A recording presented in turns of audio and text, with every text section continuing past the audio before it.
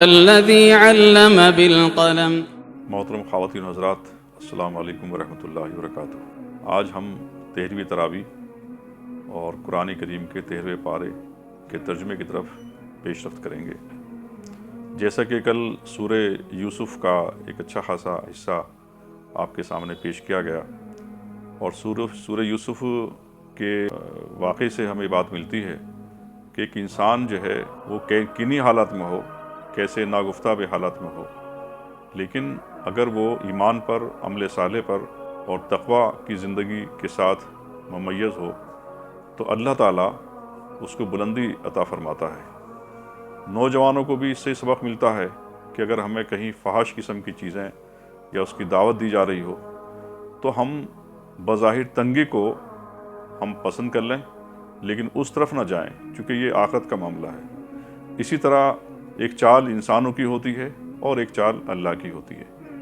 ایک شخص جس کے پاس یعنی غیر ملک میں ہے، اجنبی ملک میں ہے، اور اس پر جو ہے غلام کی حیثیت سے وہ وہاں پہنچتا ہے، اور اس کے ساتھ یہ ہے کہ نازیبہ الزام لگا کر اس کو جیل ڈال دیا جاتا ہے۔ نہ کوئی وہاں موکل ہے، نہ کوئی پیروکار ہے، نہ کوئی سفارشی ہے، لیکن محض وہ اللہ پر ایمان اور تقوی کی بنیاد پر، اخلاق کی بنیاد پر اللہ تعالیٰ اس کو بلندی عطا کرتا ہے۔ تو بہرحال یہ ایک سلسلہ چل رہا تھا سورہ یوسف کا۔ جیسے کل بات بتائی گئی تھی، یوسف علیہ السلام نے کہا بسم اللہ الرحمن الرحیم کہ اس سے میری غرض یہ تھی کہ عزیز یہ جان لے کہ میں نے در پردہ اس کی خیانت نہیں کی، اور یہ کہ جو خیانت کرتے ہیں ان کی چالوں کو اللہ کامیابی کی راہ پر نہیں لگاتا۔ میں کچھ اپنے نفس کی برات نہیں کر رہا ہوں، نفس تو بدی پر اکساتا ہی ہے، الا یہ کہ کسی پر میرے رب کی رحمت ہو، بے شک میرا رب بڑا غفور رحیم ہے۔ بادشاہ نے کہا انہیں میرے پاس لاؤ تاکہ میں ان کو اپنے لیے مخصوص کر لوں۔ جب یوسف نے اس سے گفتگو کی تو اس نے کہا اب ہمارے ہاں قدر منزلت رکھتے ہیں اور آپ کی امانت پر پورا بھروسہ ہے۔ یوسف نے کہا ملک کے خزانہ میرے سپرد کر دیجئے، میں حفاظت کرنے والا بھی ہوں اور علم بھی رکھتا ہوں۔ اس طرح ہم نے اس سرزمین میں یوسف کے لیے اقتدار کی راہ ہموار کی۔ دو مختار تھا کہ اس میں جہاں چاہے اپنی جگہ بنائے، ہم اپنی رحمت سے جس کو چاہتے ہیں نوازتے ہیں۔ نیک لوگوں کا اجر ہمارے ہاں مارا نہیں جاتا، اور آخرت کا اجر ان لوگوں کے لیے زیادہ بہتر ہے جو ایمان لائے اور خدا ترسی کے ساتھ کام کرتے رہے۔ یوسف کے بھائی مصر آئے اور اس کے ہاں حاضر ہوئے۔ اس نے انہیں پہچان لیا مگر اس سے ناآشنا تھے۔ پھر جب اس نے ان کا سامان تیار کروا دیا تو چلتے وقت ان سے کہا اپنے سوتیلے بھائی کو میرے پاس لانا، دیکھتے نہیں ہو کہ میں کس طرح پیمانہ بھر کر دیتا ہوں اور کیسا اچھا مہمان نواز ہوں۔ اگر تم اسے نہ لاؤ گے تو میرے پاس تمہارے لیے کوئی غلہ نہیں ہے، بلکہ تم میرے قریب بھی نہ پھٹکنا۔ انہوں نے کہا ہم کوشش کریں گے والد صاحب اسے بھیجنے پر راضی ہو جائیں، اور ہم ایسا ضرور کریں گے۔ یوسف نے اپنے غلاموں کو اشارہ کیا کہ ان لوگوں نے غلے کے عوض جو مال دیا ہے وہ چپکے سے ان کے سامان میں رکھ دو۔ یہ یوسف نے اس امید پر کیا کہ گھر پہنچ کر وہ اپنا واپس پایا ہوا مال پہچان جائیں یا اس فیاضی پر احسان مند ہوں، اور عجب نہیں کہ پھر پلٹیں۔ جو اپنے باپ کے پاس گئے تو کہا ابا جان، آئندہ ہم کو غلہ دینے سے انکار کر دیا گیا ہے، لہٰذا آپ ہمارے بھائی کو ہمارے ساتھ بھیج دیجیے تاکہ ہم غلہ لے کر آئیں، اور اس کی حفاظت کے ہم ذمہ دار ہیں۔ باپ نے جواب دیا کیا میں اس کے معاملے میں تم پر ویسا ہی بھروسہ کروں جیسا اس سے پہلے اس کے بھائی کے معاملے میں کر چکا ہوں؟ اللہ ہی بہتر محافظ ہے اور وہ سب سے بڑھ کر رحم فرمانے والا ہے۔ پھر جب انہوں نے اپنا سامان کھولا تو دیکھا کہ ان کا مال بھی انہیں واپس کر دیا گیا۔ یہ دیکھ کر وہ پکار اٹھے ابا جان، اور ہمیں کیا چاہیے؟ دیکھیے ہمارا مال بھی ہمیں واپس دے دیا گیا ہے، بس اب ہم جائیں گے اور اپنے اہل و عیال کے لیے رسد لے کر آئیں گے، اپنے بھائی کی حفاظت بھی کریں گے اور ایک بار شتر اور زیادہ بھی لے آئیں گے۔ اتنے غلے کا اضافہ آسانی کے ساتھ ہو جائے گا۔ ان کے باپ نے کہا میں اس کو ہرگز تمہارے ساتھ نہ بھیجوں گا جب تک کہ تم اللہ کے نام سے مجھ کو پیمان نہ دے دو کہ اسے میرے پاس ضرور واپس لے آؤ گے، الا کہ تم گھیر لیے جاؤ۔ جب انہوں نے اس کو اپنے پیمان دے دیے تو اس نے کہا دیکھو ہمارے اسکور پر اللہ نگہبان ہے۔ پھر اس نے کہا میرے بچوں، مصر کے دارالسلطنت میں ایک دروازے سے داخل نہ ہونا بلکہ مختلف دروازے سے جانا، مگر میں اللہ کی مشیت سے تم کو نہیں بچا سکتا، حکم اس کے سوا کسی کا بھی نہیں چلتا۔ اسی پر میں نے بھروسہ کیا ہے، اور جس کو بھی بھروسہ کرنا ہو اسی پر کرے۔ اور واقعہ بھی یہی ہوا کہ جب وہ اپنے باپ کی ہدایت کے مطابق شہر میں الگ الگ دروازوں سے داخل ہوئے تو اس کی احتیاطی تدبیر اللہ کی مشیت کے مقابلے میں کچھ کام نہ سکی، ہاں بس یعقوب کے دل میں جو ایک کھٹک تھی اسے دور کرنے کے لیے اس نے اپنی سی کوشش کر لی۔ بے شک وہ ہماری دی ہوئی تعلیم سے صاحب علم تھا، مگر اکثر لوگ معاملے کی حقیقت کو جانتے نہیں ہیں۔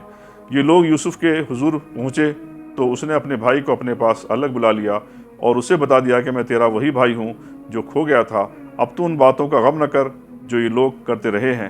جب یوسف ان بھائیوں کا سامان لدوانے لگا تو اس نے اپنے بھائی کے سامان میں اپنا پیارا رکھ دیا۔ پھر ایک پکارنے والے نے پکار کر کہا، اے قافلے والو، تم لوگ چور ہو۔ انہوں نے پلٹ کر پوچھا، تمہاری کیا چیز کھو گئی ہے؟ سرکاری ملازموں نے کہا، بادشاہ کا پیمانہ ہم کو نہیں ملتا۔ اور ان کے جمعدار نے کہا، جو شخص لا کر دے گا اس کے لیے ایک بار شتر انعام ہے، اس کا میں ذمہ لیتا ہوں۔ ان بھائیوں نے کہا، خدا کی قسم تم لوگ خوب جانتے ہو کہ ہم اس ملک میں فساد کرنے نہیں آئے اور ہم چوریاں کرنے والے لوگ نہیں ہیں۔ انہوں نے کہا، اچھا اگر تمہاری بات جھوٹی نکلی تو چور کی سزا کیا ہے؟ انہوں نے کہا، اس کی سزا جس کے سامان میں چیز نکلے وہ آپ اپنی سزا میں رکھ لیا جائے، ہمارے ہاں تو ایسی ظالموں کو سزا دینے کا یہی طریقہ ہے۔ تب یوسف نے اپنے بھائی سے پہلے ان کی خرجیوں کی تلاشی لینی شروع کی، پھر اپنے بھائی کی خرجی سے گم شدہ چیز برآمد کر لی۔ اس طرح ہم نے یوسف کی تائید میں اپنی تدبیر کی۔ اس کا یہ کام نہ تھا کہ بادشاہ کے دین یعنی مصر کے شاہی قانون میں اپنے بھائی کو پکڑتا، الا کہ اللہ ہی ایسا چاہے، ہم جس کے درجے چاہتے ہیں بلند کر دیتے ہیں، اور ایک علم رکھنے والا ایسا ہے جو ہر صاحب علم سے بالاتر ہے۔ ان بھائیوں نے کہا، یہ چوری کرے تو کچھ تعجب کی بات بھی نہیں، اس سے پہلے اس کا بھائی یوسف بھی چوری کر چکا ہے۔ یوسف ان کی بات سن کر پی گیا، حقیقت ان پر نہ کھولی، بس زیر لب اتنا کہہ کر رہ گیا کہ بڑے ہی برے ہو تم لوگ، یعنی میرے منہ در منہ مجھ پر جو الزام تم لگا رہے ہو اس کی حقیقت خدا خوب جانتا ہے۔ انہوں نے کہا، اے سردار ذی اقتدار عزیز، اس کا باپ بہت بوڑھا آدمی ہے، اس کی جگہ آپ ہم میں سے کسی کو لے لیجئے، ہم آپ کو بڑا ہی نیک نفس انسان پاتے ہیں۔ یوسف نے کہا، پناہ بخدا دوسرے کسی شخص کو ہم کیسے رکھ سکتے ہیں؟ جس کے پاس ہم نے اپنا مال پایا ہے اس کو چھوڑ کر دوسرے کو رکھیں گے تو ہم ظالم ہوں گے۔ جب وہ یوسف سے مایوس ہو گئے تو ایک گوشے میں جا کر آپس میں مشورہ کرنے لگے۔ ان میں جو سب سے بڑا تھا وہ بولا، تم جانتے نہیں ہو کہ تمہارے والد تم سے خدا کے نام پر عہد و پیمان لے چکے ہیں، اور اس سے پہلے تو یوسف کے معاملے میں جو تم کر چکے ہو وہ بھی تم کو معلوم ہے۔ اب میں تو یہاں سے ہرگز نہ جاؤں گا جب تک کہ میرے والد مجھے اجازت نہ دیں، یا پھر اللہ ہی میرے حق میں کوئی فیصلہ فرما دے کہ وہ سب سے بہتر فیصلہ کرنے والا ہے۔ تم جا کر اپنے والد سے کہو کہ ابا جان آپ کے صاحبزادے نے چوری کی ہے، ہم نے اسے چوری کرتے ہوئے نہیں دیکھا، جو کچھ ہمیں معلوم ہوا ہے بس وہی ہم بیان کر رہے ہیں، اور غیب کی نگہبانی تو ہم نہ کر سکتے تھے۔ آپ اس بستی کے لوگوں سے پوچھ لیجئے جہاں ہم تھے، اس قافلے سے دریافت کر لیجئے جس کے ساتھ ہم آئے ہیں، ہم اپنے بیان میں بالکل سچے ہیں۔ باپ نے یہ داستان سن کر کہا، دراصل تمہارے نفس نے تمہارے لیے ایک اور بڑی بات کو آسان بنا دیا، اچھا اس پر بھی صبر کروں گا اور بخوبی کروں گا، کیا بعید کہ اللہ ان سب کو مجھ سے ملائے، وہ سب کچھ جانتا اور اس کے سب کام حکمت پر مبنی ہیں۔ پھر وہ ان کی طرف سے منہ پھیر کر بیٹھ گیا اور کہنے لگا، ہائے یوسف، وہ دل ہی دل میں غم سے گھٹا جا رہا تھا اور اس کی آنکھیں سفید پڑ گئی تھی۔ بیٹوں نے کہا، خدا را، آپ تو بس یوسف ہی کو یاد کیے جاتے ہیں، نوبت یہ آ گئی ہے کہ اس کے غم میں اپنے آپ کو بھلا دیں گے یا اپنی جان ہلاک کر ڈالیں گے۔ اس نے کہا، میں اپنی پریشانی اور اپنے غم کی فریاد اللہ کے سوا کسی سے نہیں کرتا، اور اللہ سے جیسا میں واقف ہوں تم نہیں ہو۔ میرے بچوں، جا کر یوسف اور اس کے بھائی کی کچھ ٹو لگاؤ، اللہ کی رحمت سے مایوس نہ ہو، اس کی رحمت سے تو بس کافر یعنی انکار کرنے والے ہی مایوس ہوا کرتے ہیں۔ جب یہ لوگ مصر جا کر یوسف کی پیشی میں داخل ہوئے تو انہوں نے عرض کیا، اے سردار با اقتدار، ہم اور ہمارے اہل و عیال سخت مصیبت میں مبتلا ہیں، اور ہم کچھ حقیر سی پونجی لے کر آئے ہیں، آپ ہمیں بھرپور غلہ عنایت فرمائے اور ہم کو خیرات دیں، اللہ خیرات دینے والوں کو جزا دیتا ہے۔ یہ سن کر یوسف سے نہ رہا گیا، اس نے کہا، تمہیں کچھ یہ بھی معلوم ہے کہ تم نے یوسف اور اس کے بھائی کے ساتھ کیا کیا تھا جبکہ تم نادان تھے؟ وہ چونک کر بولے، ہائے، کیا تم یوسف ہو؟ اس نے کہا، ہاں میں یوسف ہوں، اور یہ میرا بھائی ہے، اللہ نے ہم پر احسان فرمایا۔ حقیقت یہ ہے کہ اگر کوئی تقوی اور صبر سے کام لے تو اللہ کے ہاں ایسے نیک لوگوں کا اجر مارا نہیں جاتا۔ انہوں نے کہا، بخدا کہ تم کو اللہ نے ہم پر فضیلت بخشی اور واقعی ہم خطا کار تھے۔ اس نے جواب دیا، آج تم پر کوئی گرفت نہیں، اللہ تمہیں معاف کرے، وہ سب سے بڑھ کر رحم فرمانے والا ہے۔ جاؤ، میرا ایک قمیص لے جاؤ اور میرے والد کے منہ پر ڈال دو، ان کی بینائی پلٹ آئے گی، اور اپنے سب اہل و عیال کو میرے پاس لے آؤ۔ جب یہ قافلہ مصر سے روانہ ہوا تو ان کے باپ نے کنعان یعنی جو آج کل فلسطین ہے میں کہا، میں یوسف کی خوشبو محسوس کر رہا ہوں، تم لوگ کہیں یہ نہ کہنے لگو کہ میں بڑھاپے میں سٹیا گیا ہوں۔ گھر کے لوگ بولے، خدا کی قسم، آپ ابھی تک اپنے اسی پرانے خبط میں پڑے ہوئے ہیں۔ پھر جب خوشخبری لانے والا آیا تو اس نے یوسف کا قمیص یعقوب کے منہ پر ڈال دیا اور یکایک اس کی بینائی عود کر آئی، یعنی لوٹ آئی۔ تب اس نے کہا، میں تم سے نہ کہتا تھا، میں اللہ کی طرف سے وہ کچھ جانتا ہوں جو تم نہیں جانتے۔ سب بول اٹھے، ابا جان آپ ہمارے گناہوں کی بخشش کے لیے دعا کریں، واقعی ہم خطا کار تھے۔ اس نے کہا، میں اپنے رب سے تمہارے لیے معافی کی درخواست کروں گا، وہ بڑا معاف کرنے والا اور رحیم ہے۔ پھر جب یہ لوگ یوسف کے پاس پہنچے تو اس نے اپنے والدین کو اپنے ساتھ بٹھایا اور اپنے سب کنبے والوں سے کہا، چلو اب شہر میں چلو، اللہ نے چاہا تو امن چین سے رہو گے۔ شہر میں داخل ہونے کے بعد اس نے اپنے والدین کو اپنے پاس تخت پر بٹھایا اور سب اس کے آگے بے اختیار سجدے میں جھک گئے۔ یوسف نے کہا، ابا جان یہ تعبیر ہے میرے اس خواب کی جو میں نے پہلے دیکھا تھا، میرے رب نے اسے حقیقت بنا دیا۔ اس کا احسان ہے کہ اس نے مجھے قید خانے سے نکالا اور آپ لوگوں کو صحرا سے لا کر مجھ سے ملا دیا، حالانکہ شیطان میرے اور میرے بھائیوں کے درمیان فساد ڈال چکا تھا۔ واقعہ یہ ہے کہ میرا رب غیر محسوس تدبیروں سے اپنی مشیت پوری کرتا ہے، بے شک وہ علیم اور حکیم ہے۔ اے میرے رب، تو نے مجھے حکومت بخشی اور مجھ کو باتوں کی تہہ تک پہنچنا سکھایا۔ زمین و آسمان کے بنانے والے، تو ہی دنیا اور آخرت میں میرا سرپرست ہے۔ میرا خاتمہ اسلام پر کر اور انجام کار مجھے صالحین کے ساتھ ملا۔ اے نبی، یہ قصہ غیب کی خبروں میں سے ہے جو ہم تم پر وحی کر رہے ہیں، ورنہ تم اس وقت موجود نہ تھے جب یوسف کے بھائیوں نے آپس میں اتفاق کر کے سازش کی تھی، مگر تم خواہ کتنا ہی چاہو ان میں سے اکثر لوگ مان کر دینے والے نہیں، حالانکہ تم اس خدمت پر ان سے کوئی اجرت بھی نہیں مانگتے ہو۔ یہ تو ایک نصیحت ہے جو دنیا والوں کے لیے عام ہے۔ زمین اور آسمان میں کتنی ہی نشانیاں ہیں جن پر سے لوگ گزرتے رہتے ہیں اور ذرا توجہ نہیں کرتے۔ ان میں سے اکثر اللہ کو مانتے ہیں مگر اس طرح اس کے ساتھ دوسروں کو شریک ٹھہراتے ہیں۔ کیا یہ مطمئن ہے کہ خدا کے عذاب کی کوئی بلا انہیں دبوچ نہ لے گی، یا بے خبری میں قیامت کی گھڑی اچانک ان پر نہ آئے گی؟ تم ان سے صاف کہہ دو، میرا راستہ تو یہ ہے، میں اللہ کی طرف بلاتا ہوں، میں خود بھی پوری روشنی میں اپنا راستہ دیکھ رہا ہوں اور میرے ساتھی بھی، اور اللہ پاک ہے اور شرک کرنے والوں سے میرے کوئی واسطے نہیں۔ اے نبی، تم سے پہلے ہم نے جو پیغمبر بھیجے تھے وہ سب بھی انسان تھے اور انہی بستیوں کے رہنے والے میں سے تھے، اور انہی کی طرف ہم وہی بھیجتے رہے ہیں۔ پھر کیا یہ لوگ زمین میں چلتے پھرتے نہیں ہیں کہ ان قوموں کا انجام انہیں نظر نہ آیا جو ان سے پہلے گزر چکی ہیں؟ یقیناً آخرت کا گھر ان لوگوں کے لیے اور زیادہ بہتر ہے جنہوں نے پیغمبروں کی بات مان کر تقوی کی روش اختیار کی۔ کیا اب بھی تم لوگ نہ سمجھو گے؟ پہلے پیغمبروں کے ساتھ بھی یہی ہوتا رہا ہے کہ وہ مدتوں نصیحت کرتے رہے اور لوگوں نے سن کر نہ دیا، یہاں تک کہ جب پیغمبر لوگوں سے مایوس ہو گئے اور لوگوں نے بھی سمجھ لیا کہ ان سے جھوٹ بولا گیا تھا تو یکایک ہماری مدد پیغمبروں کو پہنچ گئی۔ پھر جب ایسا موقع آ جاتا ہے تو ہمارا قاعدہ یہ ہے کہ جسے ہم چاہتے ہیں بچا لیتے ہیں، اور مجرموں سے ہمارا عذاب ٹالا نہیں جا سکتا۔ اگلے لوگوں کے ان قصوں میں عقل و ہوش رکھنے والوں کے لیے عبرت ہے۔ یہ جو کچھ قرآن میں بیان کیا جا رہا ہے یہ بناوٹی باتیں نہیں ہیں، بلکہ جو کتابیں اس سے پہلے آئی ہوئی ہیں انہی کی تصدیق ہے، اور ہر چیز کی تفصیل اور ایمان لانے والوں کے لیے ہدایت اور رحمت ہے۔ یہ سورہ یوسف کا ختم ہوئی۔ اس کے بعد جو ہے سورہ رعد، جو مکی صورت ہے، رعد کہتے ہیں بادلوں کی گڑگڑاہٹ یا بادلوں کا گرجنا۔ یہ بھی جو ہے مکی صورت ہے اور مکی دور کی آخری صورت ہے، یعنی آخری دور کی صورت ہے، اور اس کے اندر خاص طور پر جو بات بتائی گئی ہے وہ توحید، رسالت اور آخرت کی دعوت اور ایمان پر، یعنی ایمان لانے پر جو اخلاقی اور روحانی جو فوائد ہوتے ہیں اس کو بیان کیا گیا ہے، اور ایمان لانے والوں کی 10 صفات اس کے اندر بتائی گئی ہیں جو آگے آئیں گی۔ اور اس کے علاوہ جو توحید کے بارے میں اس میں بتایا گیا ہے کہ ستون جو ہے وہ آسمان جو ہے وہ بغیر ستون کے ہے، اور رسالت کے بارے میں بتایا کہ ہم نے جو ہے ہر قوم کے اندر کوئی نہ کوئی رسول بھیجا ہے۔ ایک لفظ آیا اس میں اشتیا، یعنی بدبختی، جس کے اندر جو ہے جو بدبخت لوگ ہوتے ہیں تو 3 علامات بتائی گئی ہیں۔ ایک تو وہ زمین پر فساد برپا کرتا ہے، دوسرا جو ہے وہ رشتوں کو ختم کرتا ہے، قطع رحمی کرتا ہے، اور اس کے علاوہ وعدہ خلافی کرتا ہے۔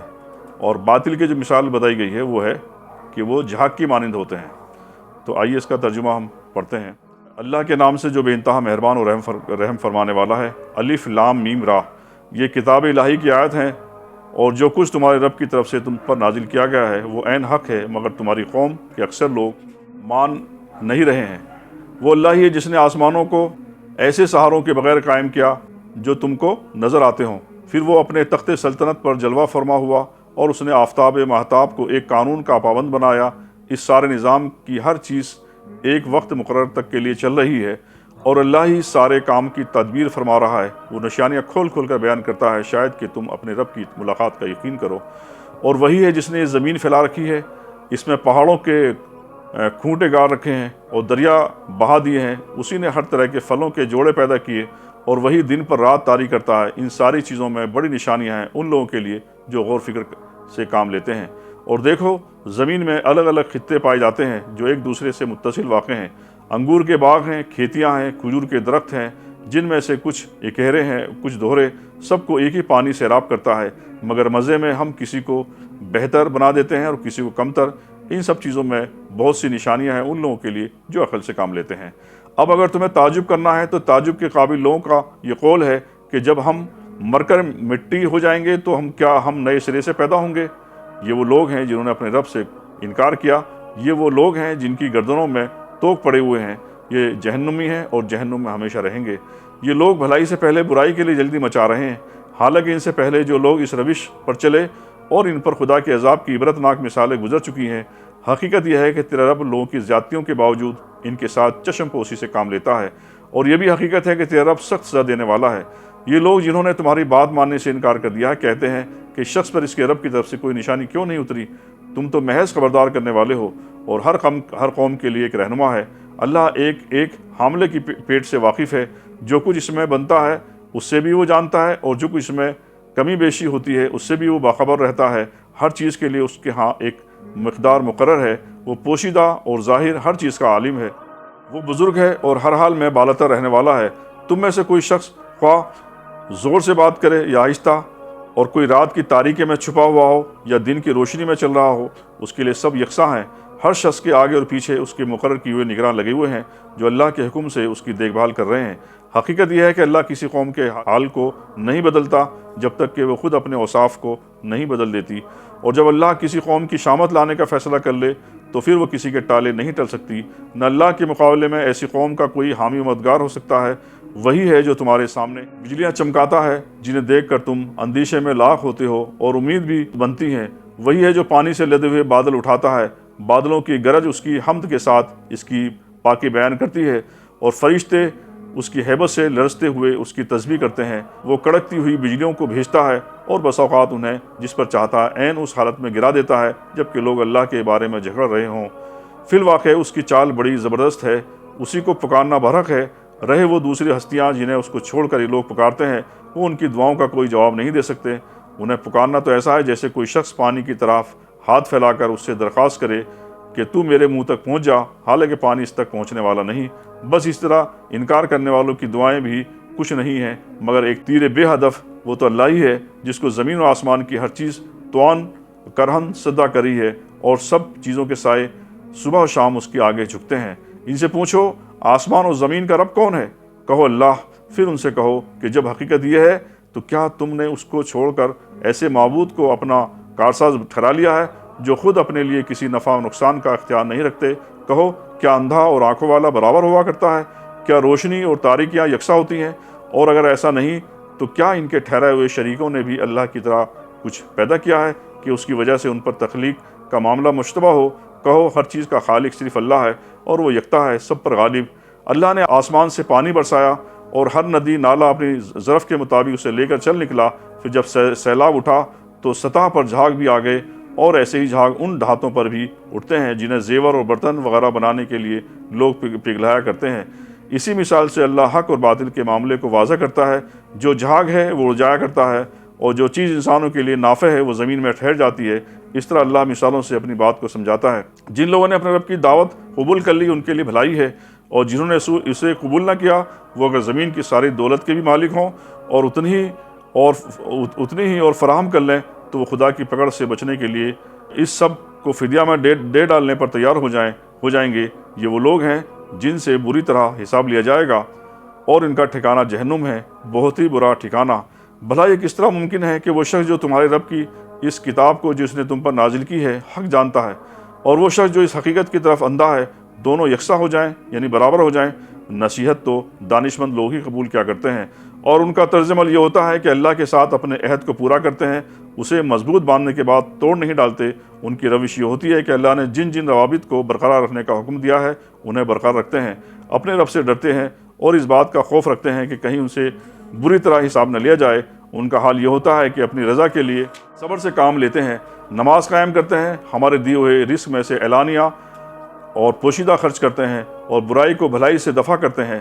آخرت کا گھر انہی لوگوں کے لیے ہے، یعنی ایسے باغ جو ان کی ابدی قیام گاہوں ہوں گے، وہ خود بھی ان میں داخل ہوں گے اور ان کے آباء و اجداد اور ان کی بیویوں اور ان کی اولاد میں سے جو صالح ہیں وہ بھی ان کے ساتھ وہاں جائیں گے۔ ملائکہ ہر طرف سے ان کے استقبال کے لیے آئیں گے اور ان سے کہیں گے کہ تم پر سلامتی ہے، تم نے دنیا میں جس طرح صبر سے کام لیا اسی کی بدولت آج تم اس کے مستحق ہوئے ہو، بس کیا ہی خوب ہے یہ آخرت کا گھر۔ رہے وہ لوگ جو اللہ کے عہد کو مضبوط مان لینے کے بعد توڑ ڈالتے ہیں، جو ان رابطوں کو کاٹتے ہیں جنہیں اللہ نے جوڑنے کا حکم دیا ہے، اور جو زمین میں فساد پھیلاتے ہیں، وہ لعنت کے مستحق ہیں اور ان کے لیے آخرت میں بہت برا ٹھکانہ ہے۔ اللہ جس کو چاہتا ہے رزق کی فراخی بخشتا ہے اور جسے چاہتا ہے نپا تلا رزق دیتا ہے۔ یہ لوگ دنیاوی زندگی میں مگن ہیں، حالانکہ دنیا کی زندگی آخرت کے مقابلے میں ایک متاع قلیل کے سوا کچھ بھی نہیں ہے۔ یہ لوگ جنہوں نے رسالت محمدی کو ماننے سے انکار کر دیا ہے کہتے ہیں کہ اس شخص پر اس کے رب کی طرف سے کوئی نشانی کیوں نہ اتری؟ کہو اللہ جسے چاہتا ہے گمراہ کر دیتا ہے اور وہ اپنی طرف آنے کا راستہ اسی کو دکھاتا ہے جو اس کی طرف رجوع کرے۔ ایسے ہی لوگ ہیں وہ جنہوں نے اس نبی کی دعوت کو مان لیا اور ان کے دلوں کو اللہ کی یاد سے اطمینان نصیب ہوتا ہے۔ خبردار رہو، اللہ کی یاد ہی وہ چیز ہے جس سے دلوں کو اطمینان نصیب ہوا کرتا ہے۔ پھر جن لوگوں نے دعوت حق کو مانا اور نیک عمل کیے وہ خوش نصیب ہیں اور ان کے لیے اچھا انجام ہے۔ اے نبی، اسی شان سے ہم نے تم کو رسول بنا کر بھیجا، ایک ایسی قوم میں سے جس سے پہلے بہت سی قومیں گزر چکی ہیں، تاکہ ان لوگوں کو پیغام سناؤ جو ہم نے تم پر نازل کیا، اس حال میں کہ یہ اپنے نہایت مہربان خدا کے انکار کرنے والے بنے ہوئے ہیں۔ ان سے کہو کہ وہی میرا رب ہے اور اس کے سوا کوئی معبود نہیں ہے، اسی پر میں نے بھروسہ کیا اور وہی میرا ملجا و مأوا ہے۔ اور کیا ہو جاتا ہے اگر کوئی ایسا قرآن اتار دیا جاتا جس کے زور سے پہاڑ چلنے لگتے یا زمین شق ہو جاتی یا مردے قبروں سے نکل کر بولنے لگتے؟ اس طرح کی نشانیاں دکھا دینا کچھ مشکل نہیں، بلکہ سارا اختیار ہی اللہ کے ہاتھ میں ہے۔ پھر کیا اہل ایمان ابھی تک انکار کرنے والوں کی طلب کے جواب میں کسی نشانی کے ظہور کی آس لگائے بیٹھے ہیں؟ وہ یہ جان کر مایوس نہیں ہوں گے کہ اگر اللہ چاہتا تو سارے انسانوں کو ہدایت دے دیتا۔ جن لوگوں نے خدا کے ساتھ کفر کا رویہ اختیار کر رکھا ہے، ان پر ان کے کرتوتوں کی وجہ سے کوئی نہ کوئی آفت آتی رہتی ہے، یا ان کے گھر کے قریب کہیں نہ کہیں نازل ہوتی ہے۔ یہ سلسلہ چلتا رہے گا یہاں تک کہ اللہ کا وعدہ آن پورا ہو۔ یقیناً اللہ اپنے وعدے کی خلاف ورزی نہیں کرتا۔ تم سے پہلے بھی بہت سے رسولوں کا مذاق اڑایا جا چکا ہے، مگر میں نے ہمیشہ منکرین کو ڈھیل دی اور آخرکار ان کی پکڑ لیا۔ پھر دیکھ لو میری سزا کیسی سخت تھی۔ پھر کیا وہ جو ایک متنفس کی کمائی پر نظر رکھتا ہے، اس کے مقابلے میں یہ جسارتیں کی جا رہی ہیں کہ لوگوں نے اس کے کچھ شریک ٹھہرا رکھے ہیں؟ اے نبی سے کہو اگر واقعی وہ خدا کے اپنے بنائے ہوئے شریک ہیں تو ذرا ان کے نام لو کہ کون ہیں۔ کیا تم اللہ کو ایک نئی بات کی خبر دے رہے ہو جسے وہ اپنی زمین میں نہیں جانتا، یا تم لوگ بس یوں ہی جو منہ میں آتا ہے کہہ ڈالتے ہو؟ حقیقت یہ ہے کہ جن لوگوں نے دعوت حق کو ماننے سے انکار کیا ہے ان کے لیے ان کی مکاریاں خوشنما بنا دی گئی ہیں اور وہ راہ راست سے روک دیے گئے ہیں۔ پھر جس کو اللہ گمراہی میں پھینک دے اسے کوئی راہ دکھانے والا نہیں۔ ایسے لوگوں کے لیے دنیا کی زندگی میں عذاب ہے اور آخرت کا عذاب اس سے بھی زیادہ سخت ہے۔ کوئی ایسا نہیں جو انہیں خدا سے بچانے والا ہو۔ خدا ترس انسانوں کے لیے جس جنت کا وعدہ کیا گیا ہے اس کی شان یہ ہے کہ اس کے نیچے نہریں بہہ رہی ہیں، اس کے پھل دائمی اور اس کا سایہ لازوال۔ یہ انجام ہے متقی لوگوں کا، اور منکرین حق کا انجام یہ ہے کہ ان کے لیے دوزخ کی آگ ہے۔ اے نبی، جن لوگوں کو ہم نے پہلے کتاب دی تھی وہ اس کتاب سے جو ہم نے تم پر نازل کی ہے خوش ہیں، اور مختلف گروہوں میں کچھ لوگ ایسے بھی ہیں جو اس کی بعض باتوں کو نہیں مانتے۔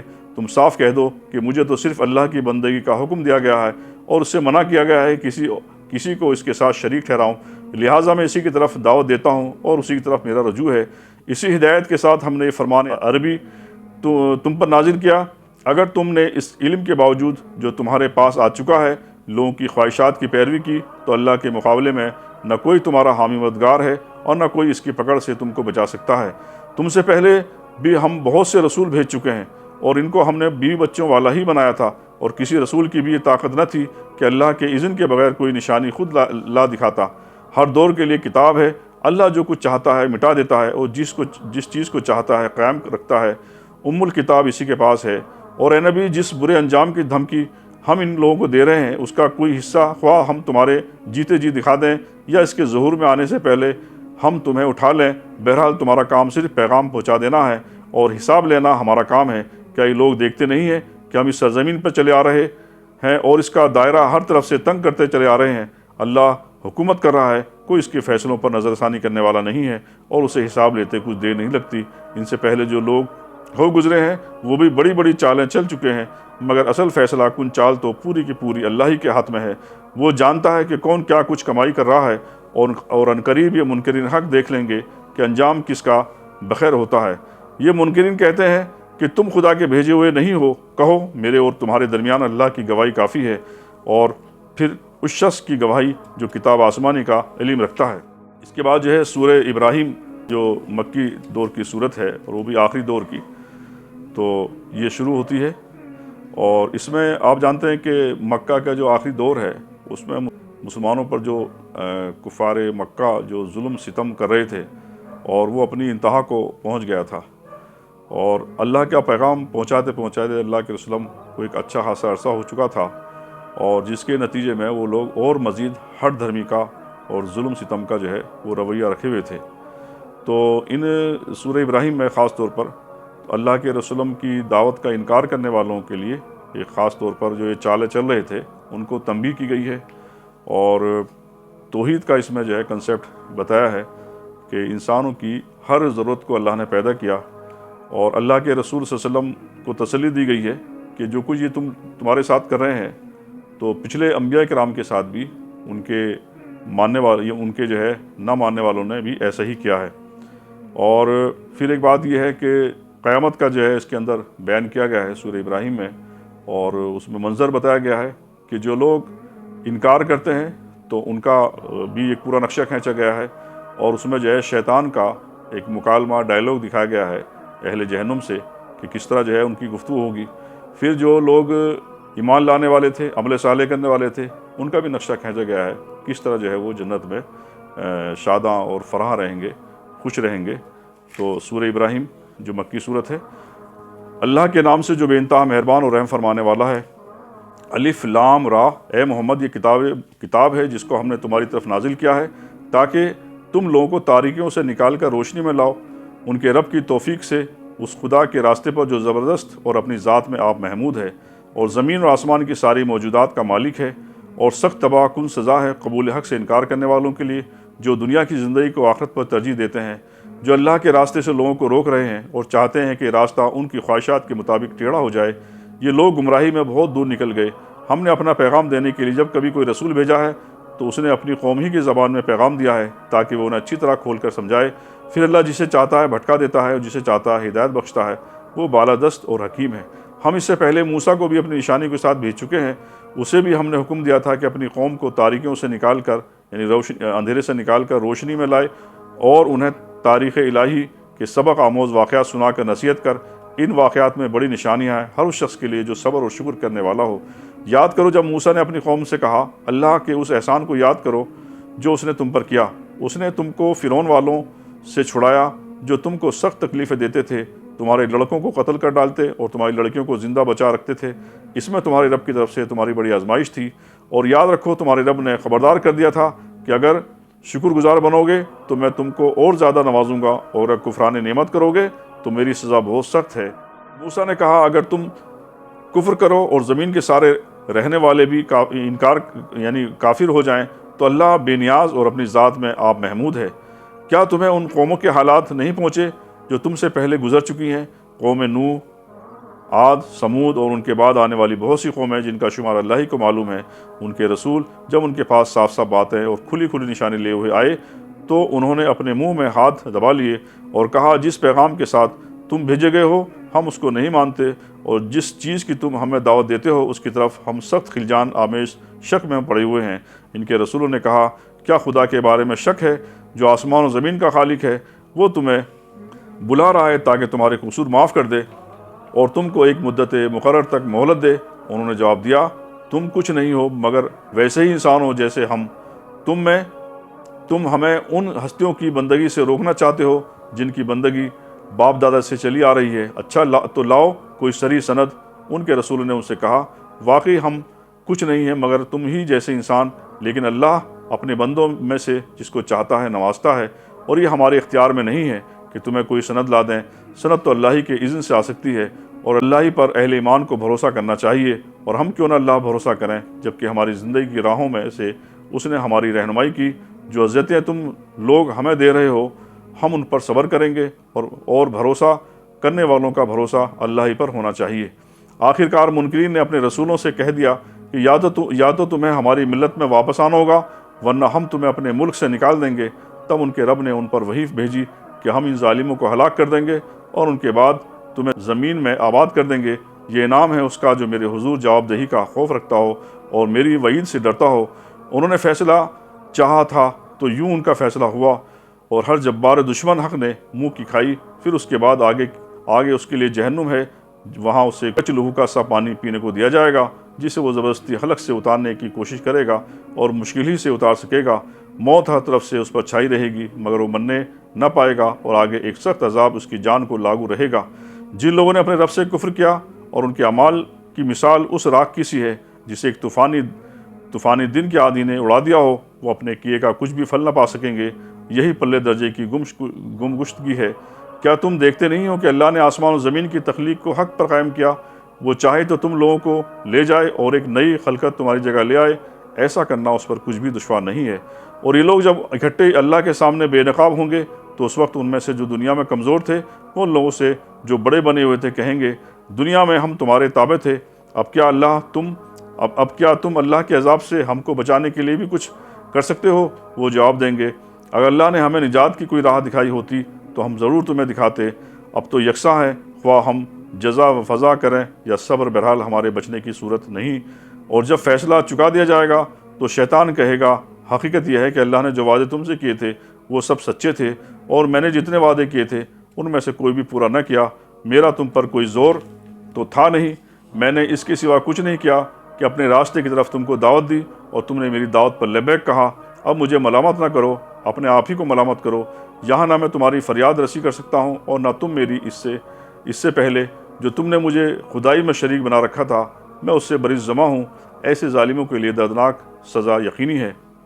بخلاف اس کے کہ جو لوگ دنیا میں ایمان لائے ہیں اور جنہوں نے نیک عمل کیے وہ ایسے باغوں میں داخل کیے جائیں گے جن کے نیچے نہریں بہتی ہوں گی، وہاں وہ اپنے رب کے اذن سے ہمیشہ رہیں گے اور وہاں ان کا استقبال سلامتی کی مبارکباد سے ہوگا۔ کیا تم دیکھتے نہیں ہو کہ اللہ نے کلمہ طیبہ کو کس چیز سے مثال دی ہے؟ اس کی مثال ایسی ہے جیسے ایک اچھی ذات کا درخت جس کی جڑ زمین میں گہری جمی ہوئی ہو اور شاخیں آسمان تک پہنچی ہوئی ہوں، ہر آن وہ اپنے رب کے حکم سے اپنے پھل دے رہا ہو۔ یہ مثال اللہ اس لیے دیتا ہے کہ لوگ ان سے سبق لیں۔ اور کلمہ خبیثہ کی مثال ایک بدذات درخت کی سی ہے جو زمین کی سطح سے اکھاڑ پھینکا جاتا ہے، اس کے لیے کوئی استحکام نہیں۔ وہ ایمان لانے والے کو اللہ ایک قول ثابت کی بنیاد پر دنیا اور آخرت دونوں میں ثبات عطا کرتا ہے، اور ظالموں کو اللہ بھٹکا دیتا ہے۔ اللہ کو اختیار ہے جو چاہے کرے۔ تم نے دیکھا ان لوگوں کو جنہوں نے اللہ کی نعمت پائی اور اسے کفران نعمت سے بدل ڈالا، اور اپنے ساتھ اپنی قوم کو بھی ہلاکت کے گھر میں جھونک دیا، یعنی جہنم، جس میں وہ جھلسے جائیں گے اور بدترین جائے قرار ہے۔ اور اللہ کے کچھ ہمسر تجویز کر لیے تاکہ وہ انہیں اللہ کے راستے سے بھٹکا دیں۔ ان سے کہو، اچھا مزے کر لو، آخرکار تمہیں پلٹ کر جانا دوزخی ہے۔ اے نبی، میرے جو بندے ایمان لائے ان سے کہہ دو کہ نماز قائم کریں اور جو کچھ ہم نے ان کو دیا ہے اس میں سے کھلے اور چھپے یعنی راہ خیر میں خرچ کریں، قبل اس کے کہ وہ دن آ جائے جس میں نہ خرید و فروخت ہوگی اور نہ دوست نوازی ہی ہو سکے گی۔ اللہ وہی تو ہے جس نے زمین اور آسمانوں کو پیدا کیا اور آسمان سے پانی برسایا، پھر اس کے ذریعے تمہاری رزق رسانی کے لیے طرح طرح کے پھل پیدا کیے، جس نے کشتی کو تمہارے لیے مسخر کیا کہ سمندر میں اس کے حکم سے چلے، اور دریاؤں کو تمہارے لیے مسخر کیا، جس نے سورج اور چاند کو تمہارے لیے مسخر کیا کہ لگاتار چلے جا رہے ہیں، اور رات اور دن کو تمہارے لیے مسخر کیا، جس نے وہ سب کچھ تمہیں دیا جو تم نے مانگا۔ اگر تم اللہ کی نعمتوں کا شمار کرنا چاہو تو نہیں کر سکتے۔ حقیقت یہ ہے کہ انسان بڑا ہی بے انصاف اور ناشکرا ہے۔ یاد کرو وقت جب ابراہیم نے دعا کی تھی، پروردگار اس شہر یعنی مکہ کو امن کا شہر بنا اور مجھے اور میری اولاد کو بت پرستی سے بچا۔ پروردگار، ان بتوں نے بہتوں کو گمراہی میں ڈالا، ممکن ہے کہ میری اولاد کو بھی یہ گمراہ کر دیں، لہٰذا ان میں سے جو میرے طریقے پر چلے وہ میرا ہے، اور جو میرے خلاف طریقہ اختیار کرے تو یقیناً تو درگزر کرنے والا اور مہربان ہے۔